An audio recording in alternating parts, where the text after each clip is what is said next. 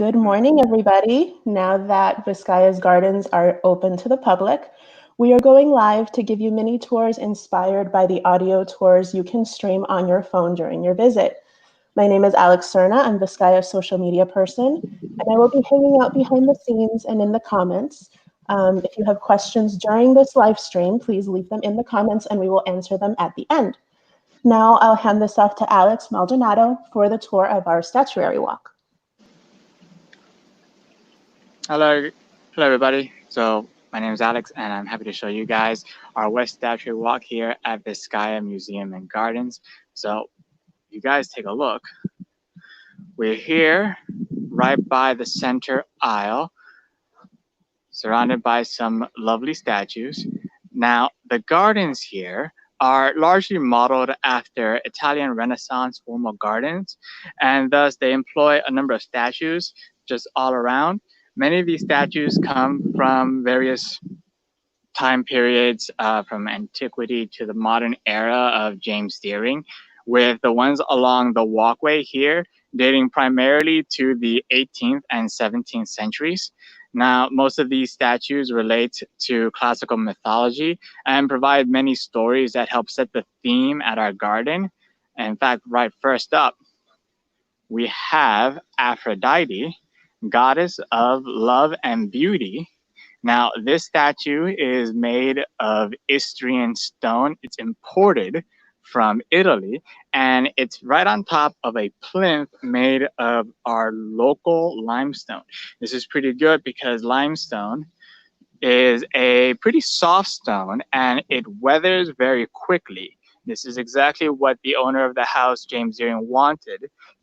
He wanted the statues to have this really rough, worn look so that they were pretty much like the copies from the Italian villas that he pulled them from. Now, Aphrodite, not just goddess of love and beauty, but born of the sea. And so she sits pretty well here at Vizcaya. She's kind of like looking off to the side towards the bay of the house, likely wanting to get a little bit of a swim. And then across the way, here, next up, we have Leda and the swan, Zeus in disguise of a bird. Now, Zeus actually shows up several times throughout the gardens. If you ever come by and take a visit, if you see a bird in a statue, that's probably Zeus. And then to the side of Leda, we have next up Adonis, another interesting love story. Now, you can see here, he's missing his arms. Now, when these statues were brought in, they were already undergoing some restorative work, and they go on restorative work here at Vizcaya as well. Actually, Alex, can you pull up the reference to Adonis? Very good. So you can see here, this is actually an image from our archives. You can see on the left is a statue of Adonis from when they purchased it. So he was already missing his arms, and it might be a bit difficult to see, but if you look at the bottom, at the base that he's standing on, it also suffered some damage. That's where they have the nameplate, and yeah, you can zoom in. Right, so it's got some damage there. Originally, it seems that when they purchased these statues, this one was actually labeled as Bacchus. And so I think that they may have put in the word Adonis then, as we actually have another Bacchus statue throughout the gardens. All right, thank you very much. Actually, you can see, if we zoom in, here's the new label. You can see right along the base here, this crack, this is the restorative work done to fix the base of the statue. He also has a shell placed for modesty. Now, we also have flora, part of a special collection. This statue here comes in from it's a replica statue of one of the ones found in the Villa Pisani. This is part of a set of statues that represent the 4 seasons. Care to guess which season this might be? If you thought spring, you're definitely right. Flora here, holds a flower to her face for a nice scent, and she's got another bouquet wrapped up in her skirt that she's pulling up, showing some leg. Quite a flirty pose. Definitely here to welcome you all to the gardens. Now, the four seasons, they actually weren't situated where this one is right now. Originally, these statues were found at the front of the house. They kind of just like lined the walkway right there. I wonder what was here before. We have a few more. We have Laudic, and then behind it is actually a statue that's missing. These statues have undergone several hurricanes over the century, a lot of damage. In fact, you can see right up here, there was some work done to reattach Laudic's arm.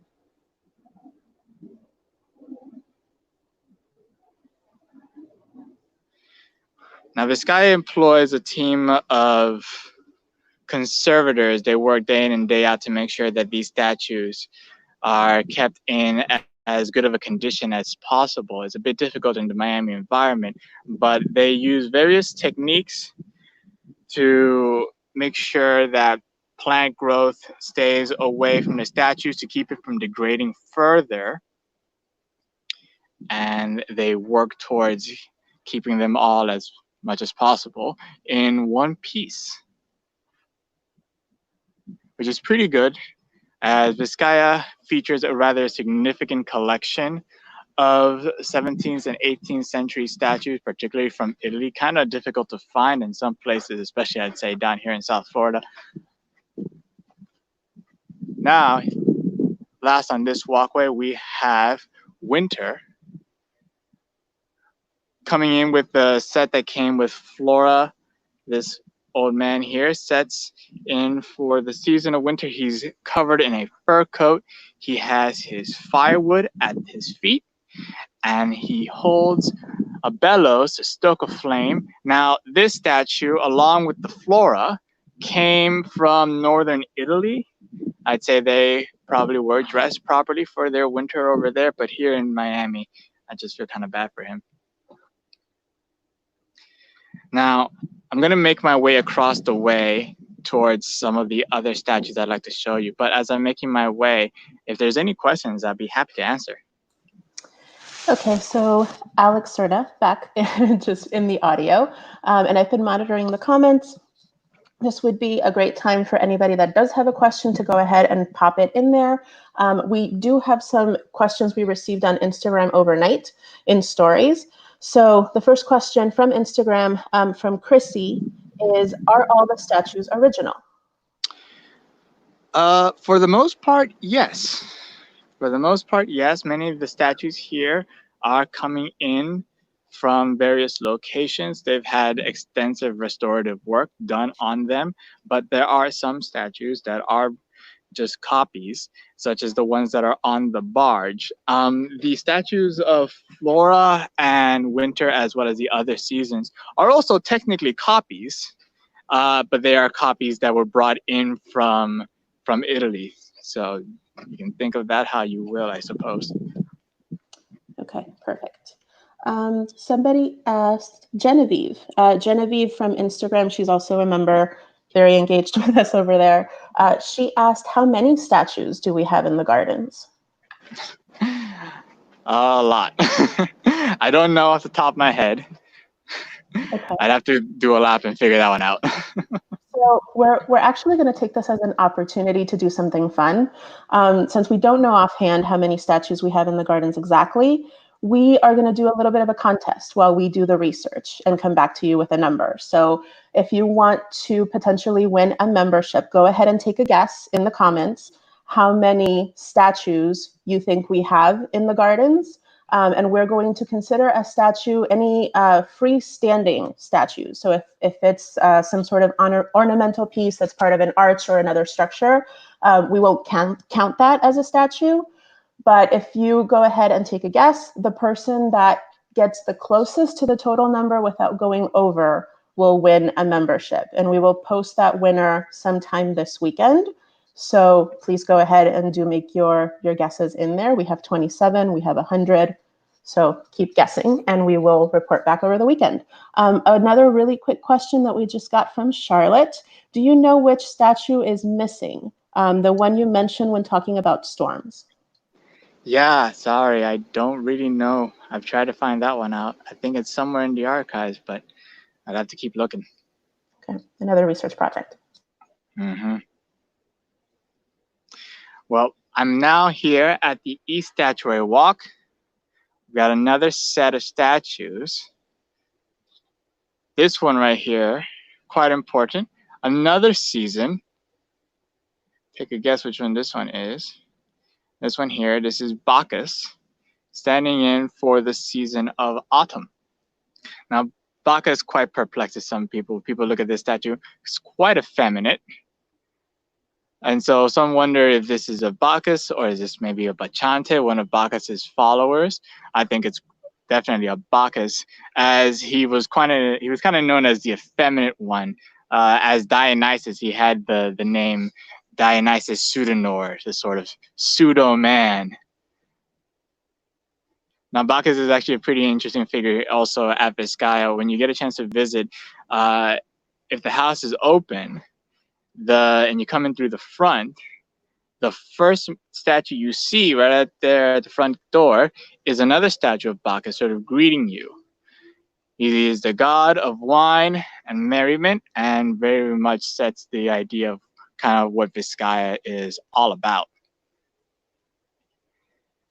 And this might be the last statue I've got to show here, but this here is Poseidon, god of the sea.